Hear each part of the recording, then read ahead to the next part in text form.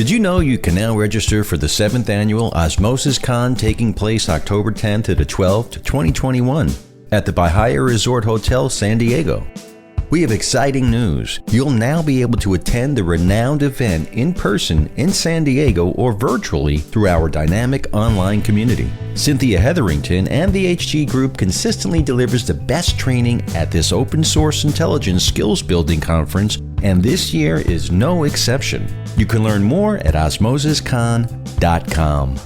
I want to talk to everybody today about scopenow.com. ScopeNow has been a big-time sponsor of this program for quite some time, and I just love their service. I've been using them since the beginning. I'm one of their beta customers, and it's been so awesome to see them grow into the business that they are today, and just how they just keep reinventing themselves and pushing themselves to get more and more information. What it comes down to is ScopeNow is a tool that you definitely need to use if you do social media investigations, any internet research, and really spending less time digging around and looking for information, I think is one of the best points of how ScopeNow can help you. Their AI platform, their analytics are amazing. You really get an idea of what you need. You're reducing the time, you're reducing the manpower that you're spending on doing this research, because they're essentially doing it for you, and they're doing it correctly, which is most important. One of the new things that they're actually offering is this flagging system where you can flag behaviors and really highlight and look out for fraud. If you're doing a lot of fraud research, this is a fantastic tool, and you can set up alerts. So you have particular people that you're looking at, you can actually set up alerts to get notifications when the criteria that you set up is actually is flagged and goes off. It's really, really amazing. And their relationship and association analytics are top notch, really cutting edge and really, really cool. When they brought that out on version 3, it was a game changer. I mean, really being able to see how people interact together and having that relationship, analysis is really, really something that's cool. One of the other things about being involved with ScopeNow is their ability to offer webinars. Their team is cutting edge on putting together and getting out really, really great content. If you're a member of ScopeNow, if you know who they are, you've seen them around on LinkedIn, you'll know that they're constantly doing webinars on these new websites that are coming out, and they're really staying on top of it. And don't forget, any reports that you generate, you can actually white label those reports and put your own logos on and really make them look professional, which could equate to more billing for you as well. So check them out today. It's www.scopenow.com. They're a great, great company. They should be one of the tools in your toolbox, along with whatever kind of search engines you do. You need to make sure that ScopeNow is a part of that suite. Scopenow.com. Are you an investigative professional? Have you heard about the investigatorstoolbox.com? Check out this exclusive online community for networking, learning, and data resource management. The Toolbox is a one-stop shop for all your investigative needs. Check out our robust collection of forums, our comprehensive learning page, and our expansive library of OSINT research tools. We've just released an app for both iOS and Android, so you can access the site seamlessly right off your phone. We have also partnered with some amazing companies like Crosstracks, Delphpoint, IRB, ScopeNow, the Hetherington Group, PI Magazine, PI Gear, Merlin Locate Services, Parabin, the PI Institute of Education, and so many more. They're offering over $1,250 worth of discounts and benefits exclusively to community members today. Use code PIP201836 and save 10% on your membership. That's www.investigators-toolbox.com.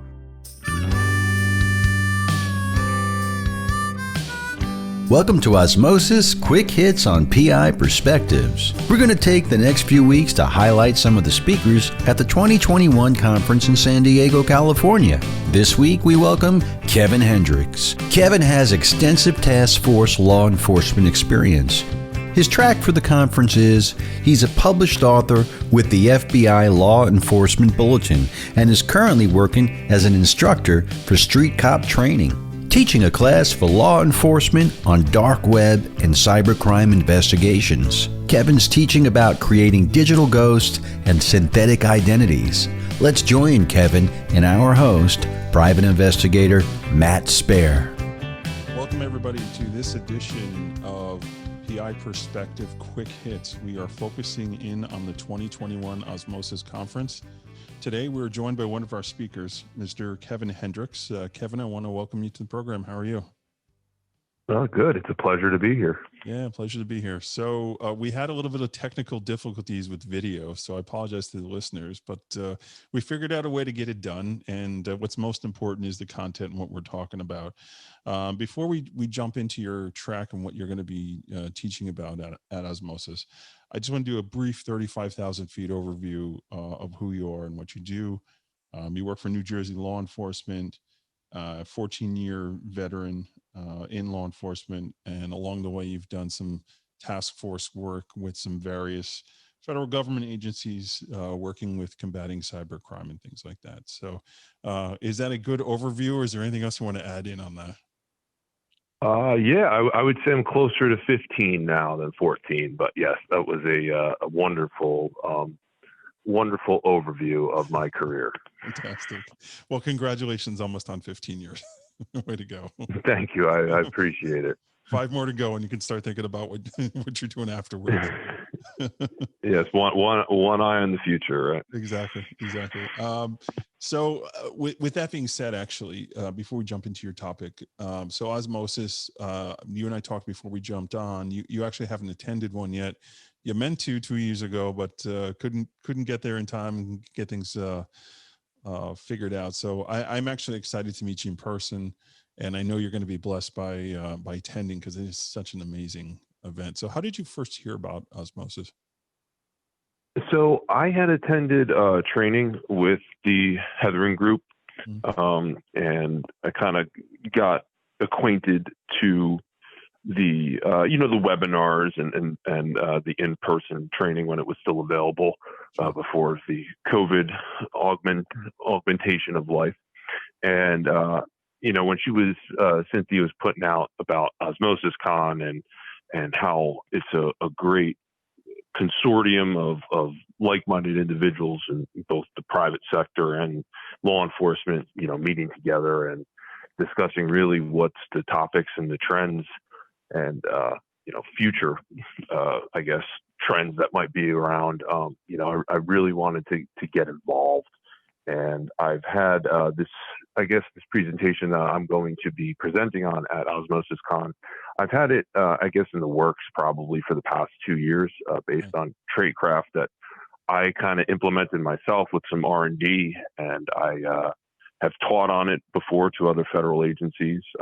I'm an instructor with a law enforcement training company where I touch on this subject as well.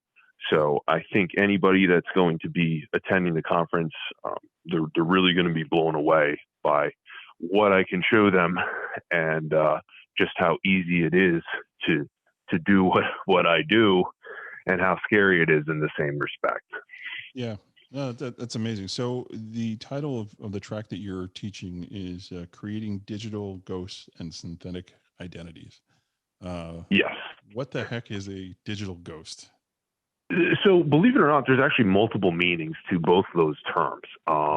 You might see something about digital ghosts on the more of the cyber network defense side. For the sake of my presentation, digital ghosts and synthetic identities are creating a believable persona that does not exist. And this has been going on for years. There's shows like Catfish and stuff dedicated to what I do. In the same respect, synthetic identities in the fraud field, these are people that are taking PII, personal identifying information, from, the dark net or something like that, and trying to use that to create lines of credit and things of that nature. That's not what I'm talking about. Nothing in my presentation is illegal. Right. Pretty much the way that I am presenting on, it's utilizing social media, and I don't go very deep into that. I'm not talking about creating a believable person on social media. More or less, what I'm dealing with is having a way to communicate utilizing readily available voice over IP services with somebody that you're investigating or a target or something of that nature. The techniques that I utilize, how to do that, ways to protect yourself when you're doing it, and ways to backstop yourself where maybe if this is some sort of counterintelligence operation or something that is higher level, if the adversary on the other end or your target has the ability and the wherewithal to start digging back to look who the other person is, who you are on the other end, trying to figure out who you are in the real world. Yeah, this is pretty much a very good way to protect yourself in that regard. And I shouldn't say I talk, but my presentation is pretty much on Android emulation software that is available for free to download, and how you can utilize that as a means to exploit voice over IP services, as well as well-known end-to-end encryption apps. Sure. And I've espoused this for a while, is the integrity of the evidence that you're going to be able to get, whether it's screen captures, whether it's real-time video, so on and so forth. It's phenomenal. And if you are in the law enforcement field or an investigator that maybe works with law enforcement, the stuff that you'll be able to, and I shouldn't say stuff, the evidence that you'll be able to gather and present if it ever has to go to a trial setting, or even if you have to go before a grand jury, right, it is I should say it is very, very well put together. So let me ask you a question then. I mean, I'm hearing this, and this is like social engineering to the next level, right? I would say that. You know, because literally you're creating this persona, right? How do you avoid any accusations of entrapment, right? How do you not go over the line there? And do you face that kind of backlash when you're doing this kind of stuff? Well, I would say that that's more or less what you're doing once you have created this persona, right? If if you're convincing somebody to commit a crime using this persona, obviously, you're going beyond the realm of what you should be doing as an investigator to begin with. Right. For things like this would more or less be directed towards being able to comfortably communicate with a target. One of the things that you run into, and I mean you as in the sense of whether you're a law enforcement investigator, whether you're a private investigator, depending on the nature of your investigation, is to actually get this person to communicate with you. Yeah. Given the fact that end-to-end encryption apps are on the rise, a lot more people are comfortable talking on these apps because they feel not only is there some anonymity there, but they also feel like, the big brother can't really intercept these chats and things of that nature. Yeah, and some of these apps have, pardon me? If it's a Chinese app, I mean, all bets are off. Yeah, well, I do talk about that as well, but in the sense where they're more comfortable talking on these apps because there's also protocol that are built into them where they get notified if there's screen captures. So that would be you and using Android emulation software or your own screen recording software, you can mitigate that the protocol that your phone basically does when you take a screen capture and it notifies via the app that a screen capture's been made. You could completely mitigate that for evidentiary purposes and have everything saved. And for the entrapment side, or something like that, I've never run into an issue. More or less, the main issues that arise with cases like this is using somebody else's, identity or something like that without their permission.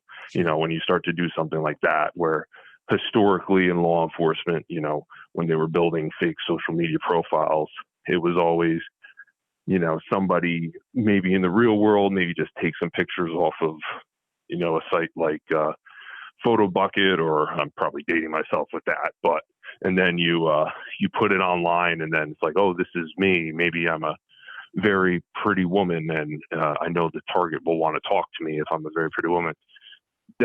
For this, I will show techniques to completely mitigate something like that. And in the same respect, with the Facebooks and the Instagrams, well, I should say Facebook and Instagram because they're the same company, a way to circumvent their algorithms to detect that you are a fake person. Because for one of the apps I talk about, Text Now, you're able to log into Text Now with a Facebook profile. If your profile gets flagged by Facebook as not being real, you're going to have some issues being able to log into Text Now through Facebook. Right. So there's a lot that gets covered. I think in the 60-minute or to 90-minute window I have to do my presentation, I feel a lot of people are firstly going to be blown away by what's out there and how you could do cool this stuff. Definitely. And the second thing that they're really going to take away from it is the confidence that they could successfully do it, and hopefully not only help law enforcement, my fellow law enforcement investigators out there, but those who are also on the good side in the private sector to do their whether it's private investigations or things like that. Yeah. So what do you think are some of the mistakes that folks that try and do this research or get into this, what do you think some of the technical mistakes that they make trying to do this stuff? Yeah, the biggest technical mistake I could say from a standpoint is utilizing an image of somebody or something does exist, and you just pulled it off of somewhere. The platforms out there that now use artificial intelligence to look through photos that are readily available, right, that you don't have to be law enforcement for. It's phenomenal. And for me as an investigator, I could tell really, really quick, if somebody is using a photo or presenting themselves with a photo that does not belong to them. So that is, especially as in the realm of cyber, where you would tend to believe the person that you're investigating has a skill set. It's very quick for people to find out that you are not who you say you are if they know what they're doing. Yeah. These techniques, specifically, I show how you could quintessentially be communicating on two different programs using two different end-to-end encryption apps, or using the same app at once to a target in a chat group, or make it look like you're multiple people. Right. And for me, if I were investigating somebody, I wouldn't think that they have that level of tradecraft to do that. And using one of the websites that I talk about to download a photo, taking that photo and then putting him into applications that exist with, we know them as quote unquote deep fakes now, software that will basically take that photo and put it in another instance or another photo out there where, that's going to actually help me, because if I just have a blanket Facebook profile picture, right, Facebook's probably just going to look at my account and maybe they'll shut it down, think I'm not a real person. But if I start uploading these photos from these apps of maybe that picture in different instances, I think it's going to, it's not only going to circumvent the protocols that Facebook has in place about getting rid of fake profiles, but it's also going to help me in the event that my target starts to do their own research on me. Yeah. Oh, that's really, it's a race, right? Yeah. And that's what, the common mistakes that I see, and I've talked, I've been in law, I'm not trying to sound like a seasoned veteran per se, but the time that I've been in law enforcement, especially when it comes to maybe going undercover, quote unquote, on social media or other platforms, is the techniques are so arcane. It's like anybody and their mother could probably figure out really quick if they're talking to a cop. Like I'm being very honest there. Yeah, it's definitely a Wild West, I would say. Yes, there's that, you can figure that out, but also technology is continuing to change and change and change. I mean, you're saying you're not a veteran, but I think you've been doing this long enough that the things you have access to today and the things that you can do today through these tools is much different than, let's say, even 5 years ago, right? Oh yeah. Yes. 100%. Yeah. It's only getting better too, which is crazy. It's so interesting because it really is a mix of technology and psychology. I think, when you're trying to create Yes. these profiles and just, that whole backstory aspect to it. I interviewed John Pizzuro last year, who was one of the presenters for OSMOSIS. Yes. And that whole, building that whole backstory to create that level of comfort. That was one of the things that we had talked about, and being able to engineer, having that social engineering of comfort level. That fascinates me. I mean, to this day, I recall my conversation with him last year, and his teaching was amazing. It's all really good stuff. Really fascinating. So what do you see coming down the pipe in the future for this niche research here? Well, I believe it or not, I believe it's actually going to become harder to do what I do, because specifically with voice over IP services and email accounts and social media that want to get linked to a phone, they're quickly starting to prevent you from being able to do some sort of authentication with a voice over IP phone. Right. So that's probably going to be one of the downsides, in the sense where what I present on might not be, you might not be able to do it the certain way that I do it, because within a week or two, a new rollout happens, a new update for the app, and then all of a sudden it won't let you use a voice over IP number for two-factor authentication or verification when you're setting up an account. So that's always something that I have to keep in mind. Since I started presenting on utilization of Android emulation software for cases involving, voice over IP apps and end-to-end encryption apps, the game has changed significantly, where now one of the apps that I use, and I present on it in my presentation, one of the apps that I used to use is no longer, you're no longer able to register it the way that I did, the way that I originally used to do it. So I had to augment my presentation to, I guess, keep up with the times. Yeah, that's why you have to attend events like OSMOSIS, right? Because as things change, like this is the meeting of the minds, right? This is, the who's who in the industry that are talking about these trends and things that are changing, and challenges, and oh, I had a problem solving this. Oh, I had the same problem. This is how I solved it. Like that kind of stuff, that kind of networking. It's so important. And I'm excited for you, to have your first opportunity to be live in person for that, because you don't give it justice describing it, how cool it is when you're there and you're having those types of conversations. So I'm really excited. Oh yeah, I'm very, very excited for it. Yeah. Okay, so we're gonna wind down here. I appreciate you coming on and talking about what you're gonna talk about. But before we do that, I got a couple more questions. What do you hope to have the students or the attendees for the track here that you're teaching? What do you hope that they're walking away with when you're done with your? I hope that So I hope that they walk away with not only being cognizant of the freeware that is out there to do exactly what I'm doing, but also to have that in the back of their minds, like, hey, maybe someone else might be doing this to me. So it's kind of a both being I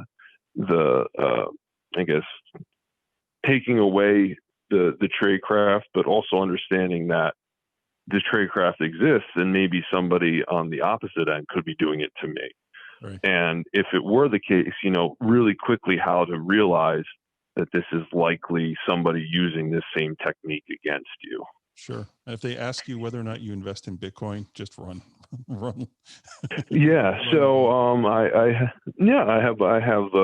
I have some good opinions about cryptocurrencies. I mean, I've been investigating cases that touch on them for the past going on 7 years. So I'm not going to give investment advice in that sense, but if I do not talk about crypto wallets or anything like that in my presentation.